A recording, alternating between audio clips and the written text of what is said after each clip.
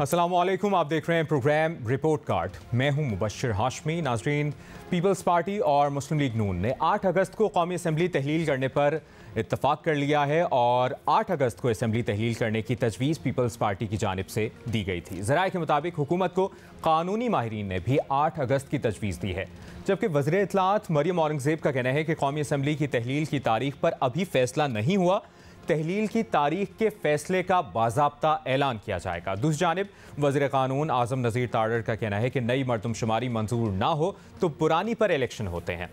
आइन के आर्टिकल 54 में दोनों सूरतें मौजूद हैं। राना सनाउल्लाह का इस हवाले से कहना है कि आम इंतखाबात पुरानी मरदमशुमारी के मुताबिक होंगे। हुकूमत का फैसला है कि वो नई मरदमशुमारी के नताइज शाया नहीं करेगी। जब असम्बली अपनी मुद्दत पूरी करे, तहलील हो जाएगी तो इलेक्शन कमीशन इस पर पाबंद होगा कि वो पुरानी मरदमशुमारी के तहत इलेक्शन करवाए। आज पैनल पे हमारे साथ मौजूद हैं सीनियर सहाफ़ी तजियाकार मज़हर अब्बास साहब, रीमा उमर साहिबा, सलीम साफ़ी साहब, सुहेल वड़ाई साहब। सवाल ये है हमारा कि क्या मौजूदा इक़दामात से वाज़े होता है कि हुकूमत मुकर्ररा वक्त पर इंतखाबात के लिए संजीदा है? मज़हर अब्बास साहब, आपसे डिस्कशन का आगाज़ करेंगे। जी, अब मोर और लेस ये लग रहा है कि एक इत्तेफाक राय हो गया है और हम जा रहे हैं इलेक्शन की तरफ।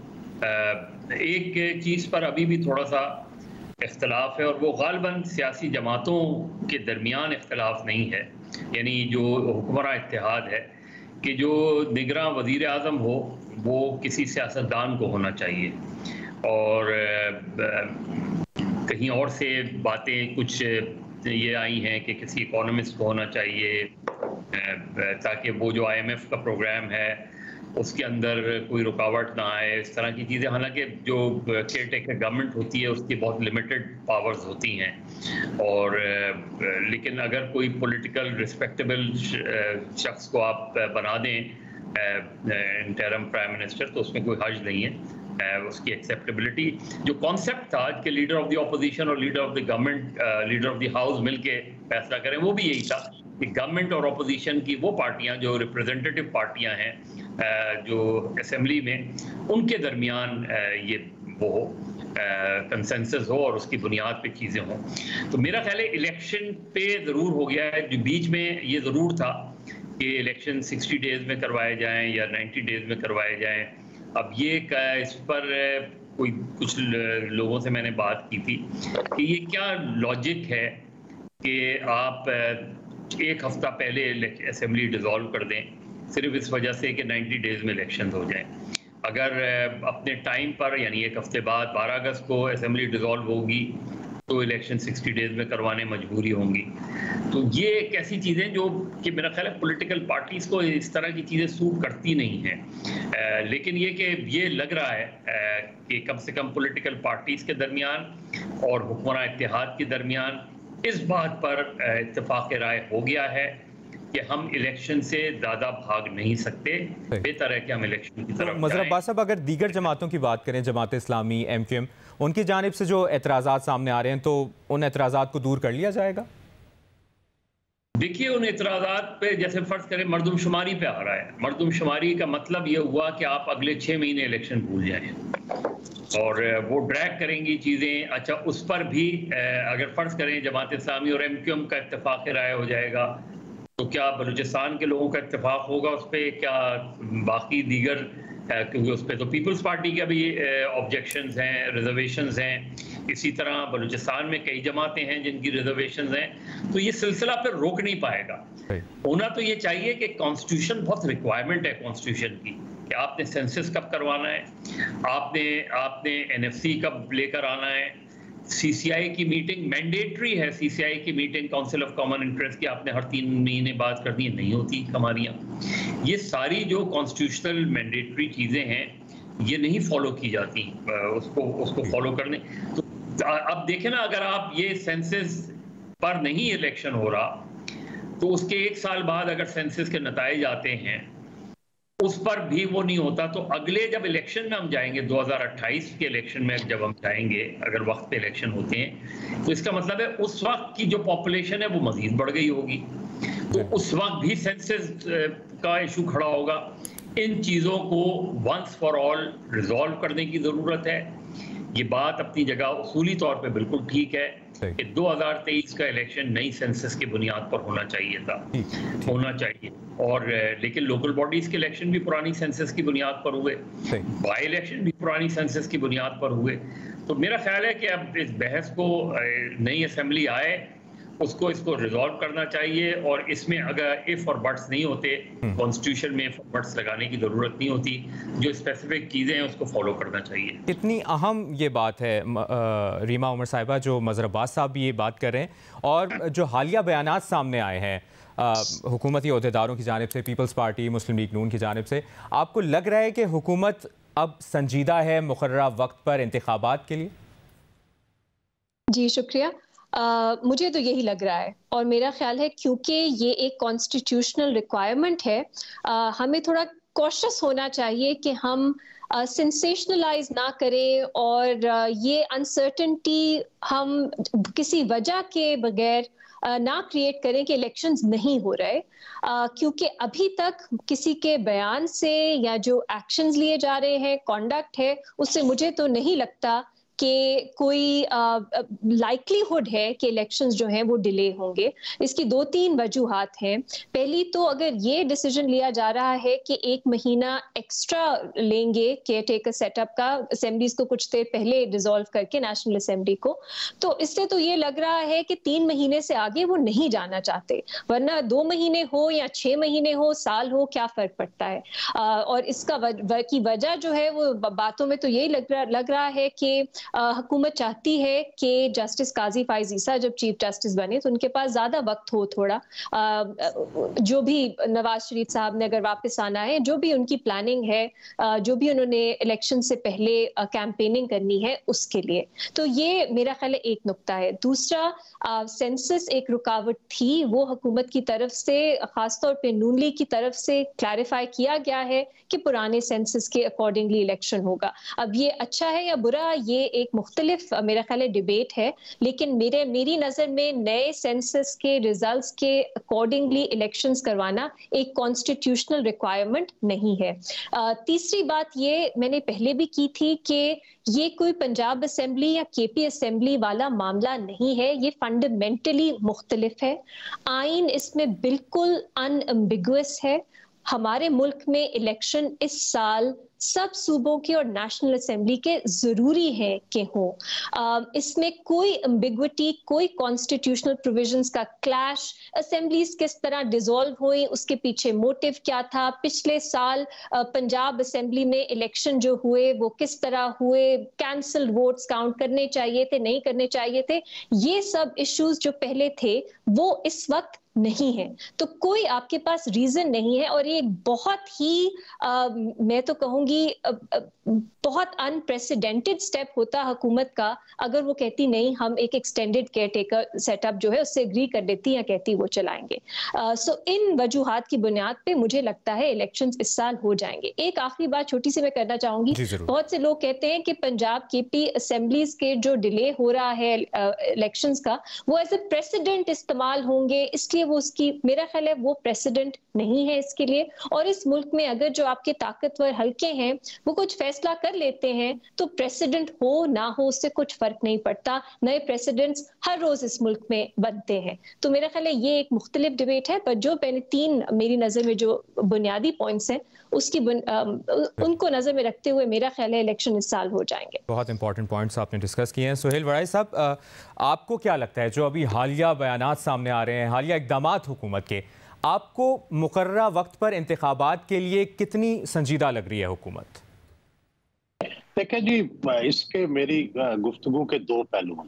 पहली तो बात यह है कि हुकूमत तो जा रही है, ये उनका जो उनकी इंटेंशंस हैं, और मुझे ऐसे लगता है कि शायद नून ये चाहती थी कि उनकी हुकूमत एक्सटेंड हो जाए 1 साल, लेकिन एस्टेब्लिशमेंट और अदलिया की वजह से ये ऐसा मुमकिन नहीं हो सका।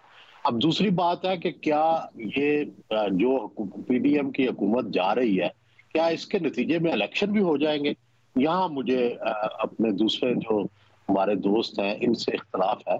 मुझे ये लगता है कि इलेक्शन करवाने का मतलब तो ये होगा कि पीटीआई जो है उसको एक रिलीफ मिल जाए, पीटीआई के लोग इलेक्ट हो जाए, और हो सकता है के रिएक्शन के तौर पर वो बहुत ज्यादा इलेक्ट हो जाए, तो उसको कैसे हैंडल किया जाएगा। तो मुझे ये लगता है कि जो भी केयर टेकर सेटअप है वो लंबा होगा, चाहे उसके लिए ये बिल्कुल रीमा साहबा की बात सही है कि आइन बड़ा अनएम्बिगुअस है और कोई रास्ता नहीं है, और सुप्रीम कोर्ट जो है उसके सारे जज आइन के साथ खड़े होते हैं। मुझे नहीं ख्याल कि वो कैसे एक्सटेंशन ले केयर टेकर गवर्नमेंट जो है उसको मिलेगी। लेकिन ये एक बात है कि जब तक इस वोट बैंक के बारे में और इलेक्टेबल्स के बारे में चीजें तय नहीं होती, उस वक्त तक ये नजर नहीं, हमें सियासत में ये नजर नहीं आएगा कि इलेक्शन हो सकते हैं। क्योंकि जाहिर है जो है पीटीआई के बारे में जो रवैया है एस्टेब्लिशमेंट का वो अभी भी नाकाबिले माफी है। तो ऐसे में किस तरह से जो पीटीआई है उसको एक बड़ी जमात बनने दिया जाएगा, किस तरह से उसको इलेक्ट होने दिया जाएगा, इस पर बड़े सवालात हैं और तहफ़्फ़ुज़ात हैं। इसलिए मैं समझता हूं कि बावजूद इसके कि पीडीएम ने खुद तो अपनी जान छुड़ा ली है, वो समझते हैं कि हम एक अच्छे वक्त में खुदा हाफिज कह दें, जब आईएमएफ की डील हो गई, जब हम डिफॉल्ट से बच गए, एक गुड जो मौका है उस पर हम चले जाएं, क्योंकि उनको भी पता है कि 9 महीने 6 महीने बाद फिर हम उसी जगह खड़े होंगे जहां से शुरू हुए हैं, और फिर नए मसाइल शुरू होंगे, महंगाई भी होगी, टैक्स भी लगेंगे। ये सारी वो चीजें हैं जिसकी वजह से वो जा रहे हैं। वो समझते हैं कि कुछ तो अपनी सियासत जो है बचा लें। दूसरा उनका ये ख्याल है कि मियां नवाज शरीफ जब आएंगे तो वो आके अपना एक नैरेटिव भी बनाएंगे और पीटीआई के खिलाफ भी एक महाज बनाने में कामयाब हो जाएंगे। लेकिन मेरा ये ख्याल है कि जाती तौर पर इतनी जल्दी पीएमएलएन के लिए ये नैरेटिव बनाना और पीटीआई को डिमोलिश करना आसान नहीं होगा। वड़ाई साहब, इस पर भी आपका कमेंट चाहेंगे। जिस तरह मुत्तहिदा कौमी मूवमेंट एक अहम इत्तेहादी जमात है, पीडीएम के साथ वो जुड़ी और इस हुकूमत के साथ, तो उनके बहुत से मसाइल थे जो सामने लाए गए थे और इसी बिना पर वो इत्तेहादी बने थे। क्या पीडीएम हुकूमत मसाइल हल कर पाएगी? एमक्यूएम के जो एतराज़ात थे, जो डिमांड्स थी? देखिए, पीडीएम इलेक्शन में जाते हुए देखे ना तो एमक्यूएम का कोई इत्तेहाद होना है नून से। अभी इलेक्शन में एमक्यूएम ने अलग इलेक्शन लड़ना है, पीपल्स पार्टी ने अलग इलेक्शन लड़ना है, सब जमातों ने ना, इनका कोई हल्का इंतखाब कामन है। इसलिए जो भी वादे किए थे वो सारे मुतसादम है पीपल्स पार्टी से। असल में एमक्यूएम का तो झगड़ा सिंध में पीपल्स पार्टी से है। मेरा नहीं ख्याल कि पीडीएम की हुकूमत या शहबाज शरीफ पीपल्स पार्टी को नाराज करके एमक्यूएम को खुश करेंगे या एमक्यूएम को नाराज करके पीपल्स पार्टी को खुश करेंगे। ये मामला यूं के यूं ही रहेंगे और सारे अपना अपना इलेक्शन। रीमा, आप कुछ ऐड करना चाह रही? जी, वो इफ यू अलाउ मी, मेरे सोहेल वराइट साहब से सवालात हैं। मीन वो ऑफ कोर्स इन चीज़ों को मुझसे तो बहुत बेहतर समझते हैं, उनके पास इंफॉर्मेशन भी होती है, उनका एक्सपीरियंस भी बहुत ज़्यादा है। तो मेरे उनसे सवालात थे कि पहली बात, क्या हुकूमत की जो इस वक्त जमातें हैं, इत्तेहादी जमातें, वो भी एक्सटेंडेड केयर टेकर सेटअप को सपोर्ट करेंगी या ये फैसला कहीं और से लिया जाएगा?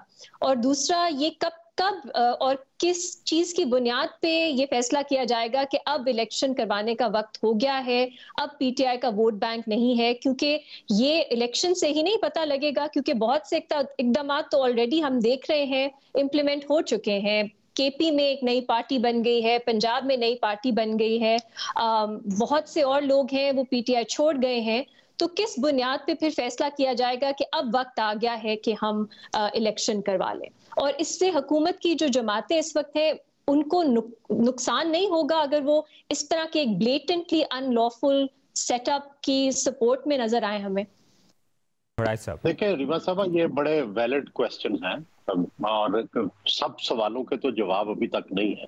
लेकिन एक सबसे बड़ा सवाल तो ये है कि फर्ज करें 90 डेज में इलेक्शन हो जाते हैं, तो इस वक्त तो यूं लग रहा है कि जितने सर्वेज आए हैं सब में ये लग रहा है कि पीटीआई जो है वो लीडिंग जमात होगी।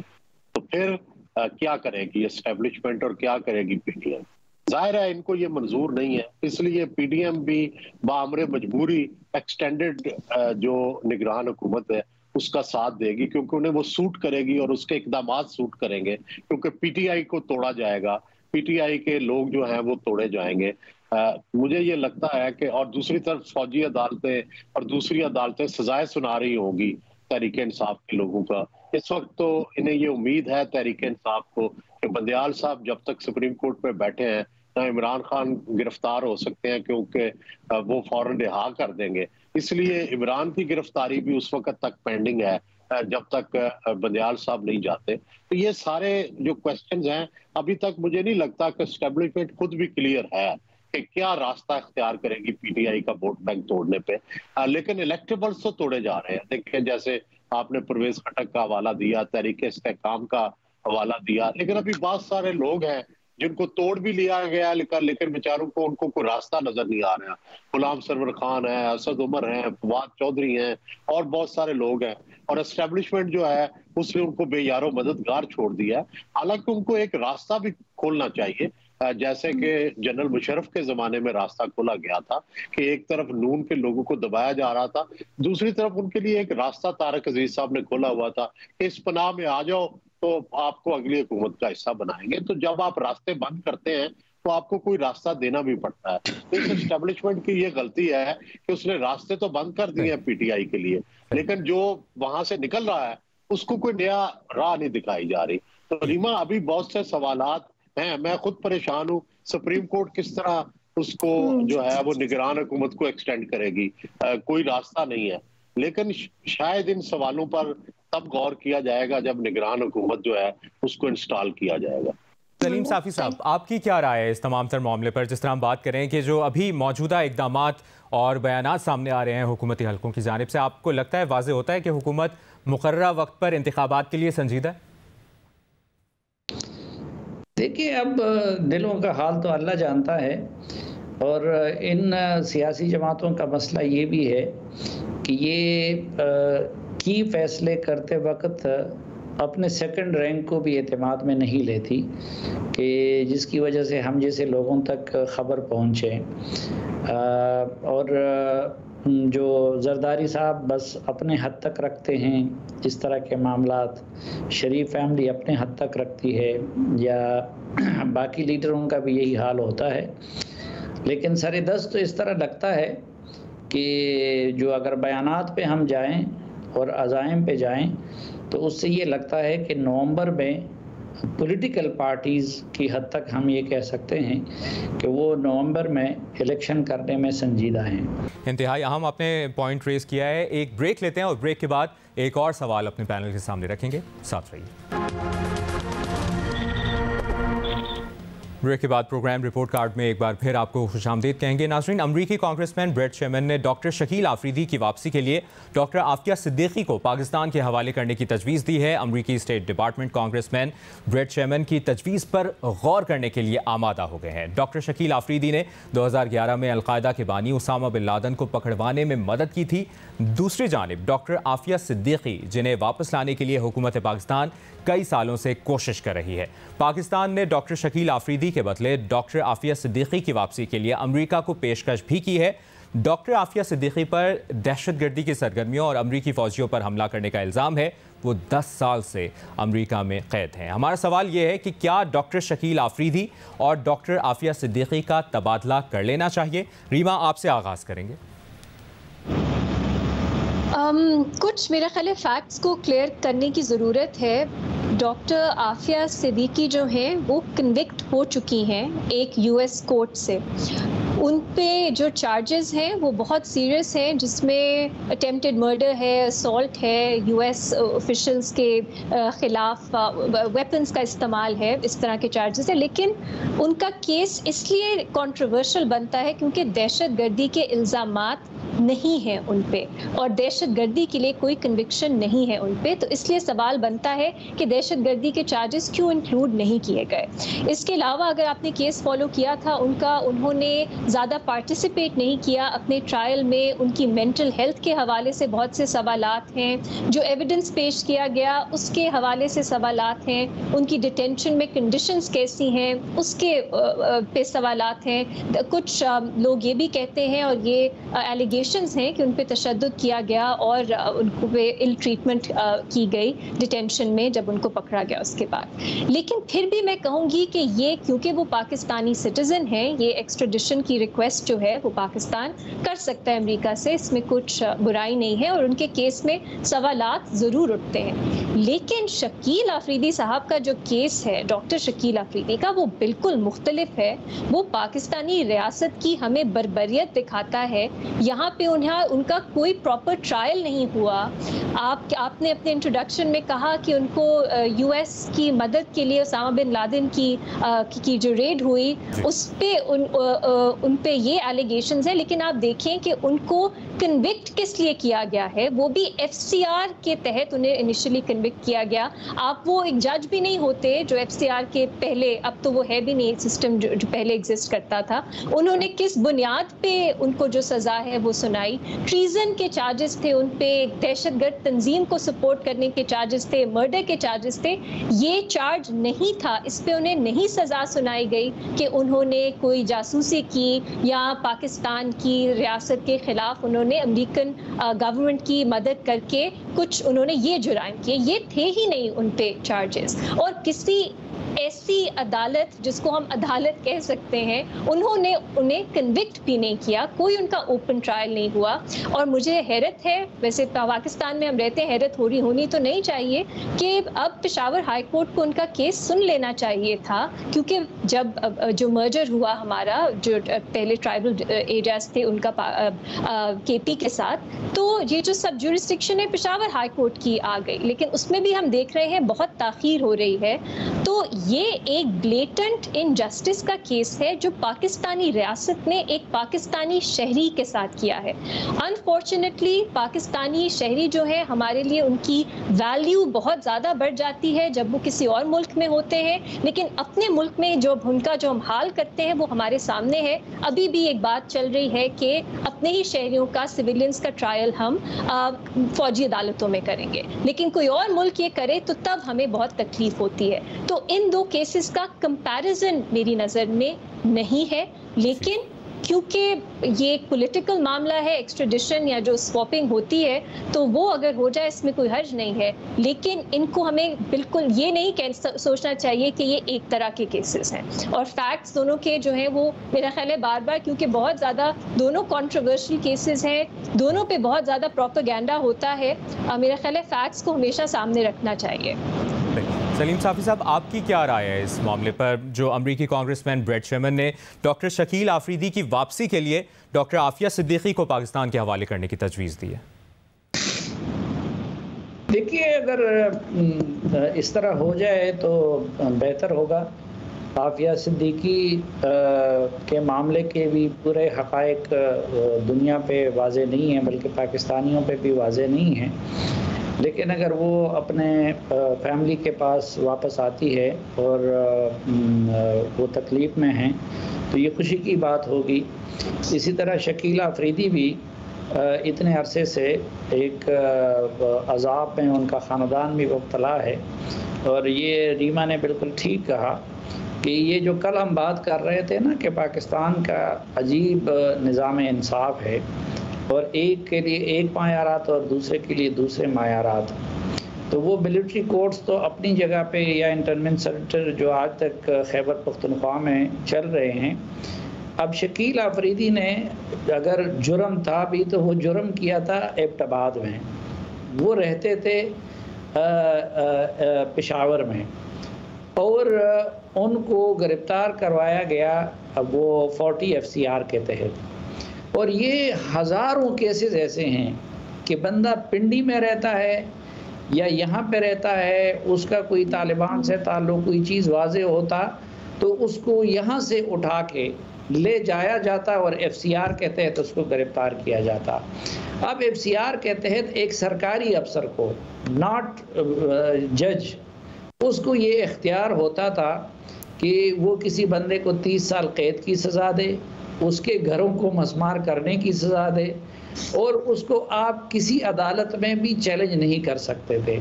तो शकील आफरीदी को किसी अदालत ने सज़ा नहीं दी थी, बल्कि FCR के तहत असिस्टेंट पॉलिटिकल एजेंट ने उनको सज़ा दी थी।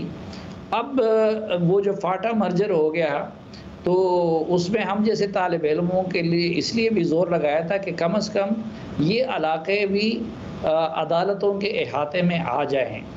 अब वो अदालतों के अहाते में तो आ गए हैं, उनका जुरिसडिक्शन वहाँ तक फैल गया है, लेकिन उसके बावजूद भी शकील अफरीदी का केस यहाँ पे लटका हुआ है।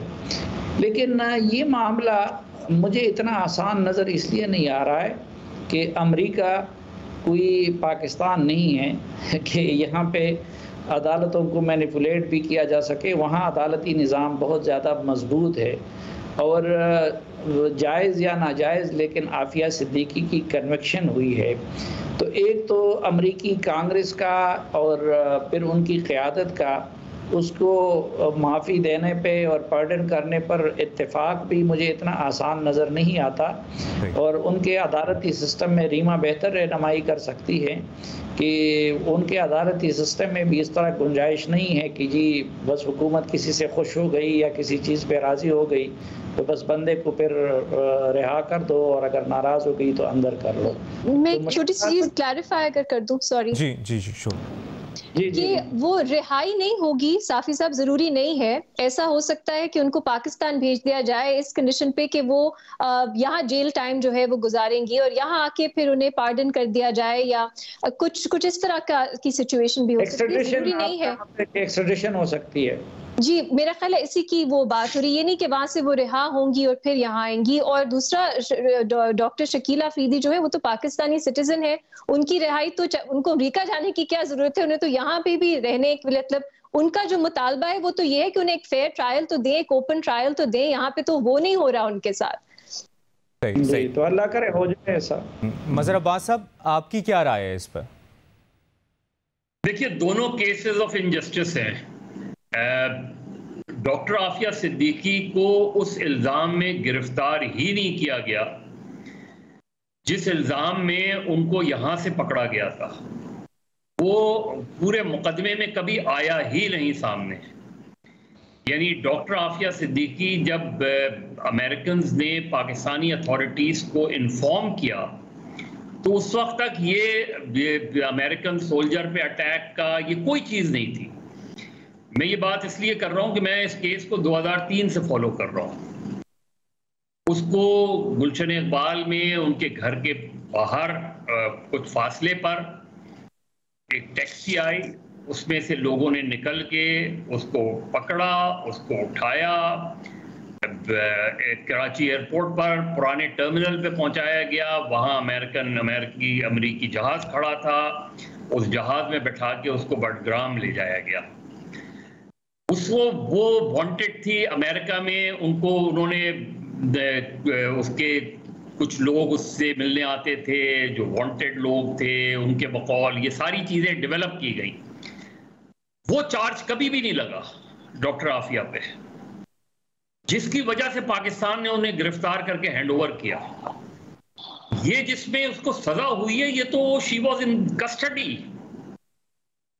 जिस इल्जाम में जो इल्जाम उस पर लगाया गया कि उसने अमेरिकन सोल्जर पे अटैक किया, वो सारी चीजें तो अमेरिकन कस्टडी में हुई। सवाल ये है कि पाकिस्तानी अथॉरिटीज ने किस चार्ज पे उसको पकड़ा था, वो तो आज तक पता ही नहीं चल सका। उस वक्त के जो पुलिस ऑफिसर, इंटेलिजेंस ऑफिसर थे, वो हैं यहां अवेलेबल, जिन्होंने उनको पकड़ के हैंडओवर किया। उस वक्त पूरी कौमी, आज बहुत सी मजहबी जमातें डॉक्टर आफिया सिद्दीकी के बारे में बात करती हैं, सब की सब खामोश रही। मुत्तहदा मजलिस अमल की एक रेजोल्यूशन नहीं है, ना खैबर पख्तूनख्वा की असेंबली में, ना कौमी असेंबली में। उस वक्त के जो चेयरमैन सेनेट थे, डॉक्टर आफिया की वालिदा ने उनसे डायरेक्टली बात की, उनको सब कुछ बताया। उसके बावजूद तो पहली चीज ये कि ये तो बताया जाए कि यहां किस इल्जाम में पकड़ा था उसे,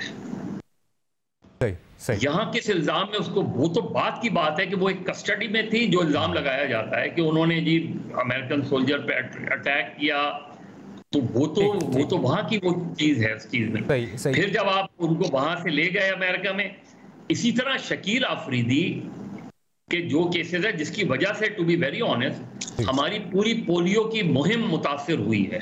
सही। वो मज़र साहब कंक्लूड कीजिएगा ताकि हम वड़ाई साहब से भी उनका उसका सीधी सी बात ये कि उसका ट्रायल तो करें, एक प्रॉपर ट्रायल तो करें आप हैंडओवर। उनका क्या इंटरेस्ट है शकील अफरीदी को बुलाना? वो पूरा पाकिस्तान के किसी नेटवर्क के बारे में मालूम करना, इसलिए वो बोला। अमेरिकन का इंटरेस्ट ये है, लेकिन पाकिस्तान में उसको सजा देनी थी तो एक प्रॉपर ट्रायल करके सजा देते ना। बिल्कुल बिल्कुल, आपका वैलिड पॉइंट है। सोहेल वड़ाई साहब, आपका क्या कमेंट है? देखिए, मुझे तो ये दोनों जो मामला है ना, ये तजादात से भरपूर है। पहले शकील अफरीदी ले लें। सवाल ये है कि क्या रियासत पाकिस्तान जो है उसामा बिन लादेन को पकड़ने में इंटरेस्टेड थी या नहीं इंटरेस्टेड थी? क्या उसामा बिन लादेन जो है उसके खिलाफ जो अमेरिका ने हमला किया, क्या उसमें वो हामी थी या मुखालिफ थी? अगर डॉक्टर शकील जो है वो वो भी चाहता था कि उसामा बिन लादेन पकड़ा जाए और रियासत पाकिस्तान चाहती थी, तो फिर केसेस किस बात के बनाए? ठीक है। और अगर वो नहीं चाहते थे तो फिर इनका दहशत गर्दों के खिलाफ लड़ाई क्या है, इनकी अलकायदा के खिलाफ जो है सारी मुहिम वो क्या है, फिर उसमें क्यों शरीक रहे? तो ये एक बहुत बड़ा तजाद है। मुझे तो आज तक ये समझ नहीं आया कि रियासत कहाँ खड़ी है। शकील अफरीदी ने भी वही किया जो रियासत पाकिस्तान कर रही है, तो फिर उसको सजा क्यों दे रहे हैं? दूसरी तरफ आफिया सिद्दीकी का मामला ले लें कि आफिया सिद्दीकी जो है वो 2.5 साल तो उनका पता ही नहीं, ना उनके घर वालों को पता है ना किसी और को पता है कि वो 2.5 साल कहाँ रही, क्या वो किसी अलकायदा के मेंबर के साथ रही, क्या हुआ? ये सारा मामला मैंने भी, जैसे मजहर साहब ने किया, मैंने भी इन्वेस्टिगेट किया, उनकी बहनों से पूछा वो 2.5 साल कहाँ थी, उनको भी नहीं पता। और अगर वो वाकई अलकायदा के साथ रही है तो फिर पाकिस्तान में उन्हें बुला के क्या पाकिस्तान उन्हें हीरो के तौर पे ट्रीट करेगा या उन्हें गिरफ्तार करेगा? ये भी तो पहले तय होना चाहिए। ये ठीक है कि उनका ये हक है कि वो पाकिस्तानी सिटीजन है, पाकिस्तान आए, एक्स्ट्राडाइट होना चाहिए, लेकिन ये तो सोचना चाहिए कि वो आके पाकिस्तान में हीरो के तौर पर ट्रीट होगी या विलन के तौर पर। इसी तरह शकील अफरीदी का भी तय होना चाहिए कि वो विलन था या हीरो था। आपने तो उसको विलन बनाया हुआ है। जब रियासत पाकिस्तान वो काम करती है तो वो हीरो है, जब कोई इंडिविजुअल करता है तो वो विलन है। ये क्या तजाद है? बहुत बहुत शुक्रिया आपका सोहेल वड़ाई साहब और रीमा उमर साहिबा, सलीम साफ़ी साहब और मज़हर अब्बास साहब, आप चारों के वक्त के लिए। नाज़रीन, प्रोग्राम रिपोर्ट कार्ड देखने का बहुत बहुत शुक्रिया। अपना ख्याल रखिएगा। अल्लाह हाफ़िज़।